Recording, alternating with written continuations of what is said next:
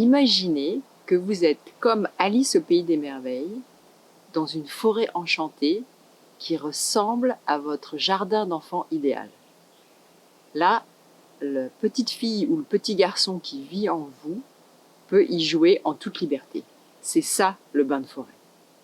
Donc ici, nous sommes dans la forêt du parc national de Nuuksio, à 40 km du centre-ville d'Helsinki, et c'est ici que tout a commencé. Grâce au Covid, en fait, au début de la crise, je suis restée chez moi pendant 15 jours.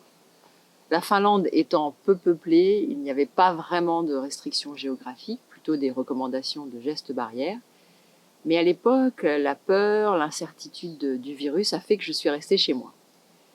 Et puis, la nature a commencé à vraiment me manquer.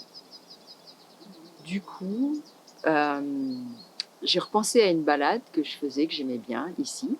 J'y suis allée un matin, il n'y avait personne, et j'ai commencé à y aller tous les matins. Eh bien, la balade, on va d'un point à un autre, on fait de l'exercice, on a des sentiers différents. C'est génial aussi. Le bain de forêt, c'est vraiment le bain au sens premier du terme. C'est-à-dire comme quand vous allez dans votre baignoire, dans la salle de bain, vous connaissez l'endroit et vous savez que vous allez passer un moment à vous dorloter, un moment avec vous-même. Eh bien, c'est ça le bain de forêt. J'irai même plus loin. Ici, j'ai l'impression d'être l'eau et la forêt, la baignoire. Pas besoin de m'occuper des aspects pratiques puisque je me sens chez moi. Et du coup, le moment présent prend vraiment le pas. Je caresse la mousse, je me réchauffe au soleil. J'ai d'ailleurs eu tous les climats. Ici, par exemple, le sol était un jour tapissé de grêlons. Et d'ailleurs, j'ai une surprise à la fin de cette vidéo de quelque chose que j'ai trouvé et que je n'aurais jamais vu dans une balade. Oui, j'en vois deux. Premièrement, pour créer, on se met en état de recevoir. Le processus devient le but. Le bain de forêt consiste à se concentrer sur le moment et l'espace présent. C'est un des principes d'or de la créativité. Deuxièmement, en forêt, ici, tous les sens sont stimulés et je suis inspirée par ce que je vois, ce que j'entends, ce que je touche. Et justement, je traduis ce que les gens ressentent pour la nature et les chevaux en dessin et en peinture. Par exemple, un matin, je suis arrivée, il avait neigé sur la mousse et quand je marchais sur cet espace nouveau, j'avais vraiment l'impression d'être sur la lune et de marcher sur un coussin d'air.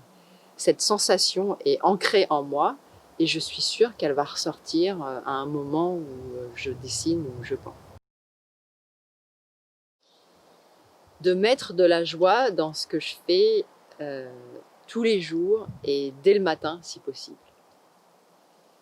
Après un bain de forêt, le reste de la journée peut être pourri, ça n'a plus aucune importance. Il y a toujours une petite voix en moi qui dit « Ah, fais d'abord la chose qui t'ennuie, les obligations, et après, si tu as du temps, amuse-toi. » Et en fait, cette expérience m'a appris exactement l'inverse. Et cerise sur le gâteau, c'est évidemment ici que je suis la plus créative. Parfois, je plante mon chevalet, je peins, des idées viennent, je m'enregistre sur mon téléphone. Mes idées sont claires et ça coule de source. Premièrement, traitez ce bain de forêt comme un moment vital pour votre équilibre intérieur. Deuxièmement, équipez-vous.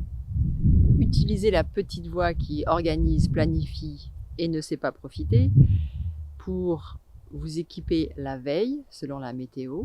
Comme ça, vous êtes tranquille pendant 2 heures. Et enfin, allez-y seul en suivant votre instinct. Pas besoin de tuto, pas besoin de règles, c'est vous qui décidez. J'espère que vous avez profité et que vous êtes prêts pour votre prochain bain de forêt. Si vous voulez suivre mes aventures, inscrivez-vous sur ma liste Le lien est en dessous. Ce rocher que vous voyez là-bas est porteur d'une chose très spéciale. Venez avec moi. La mousse est comme posée sur le rocher. Je l'appelle l'édredon de mousse et je peux glisser en dessous pour une petite sieste.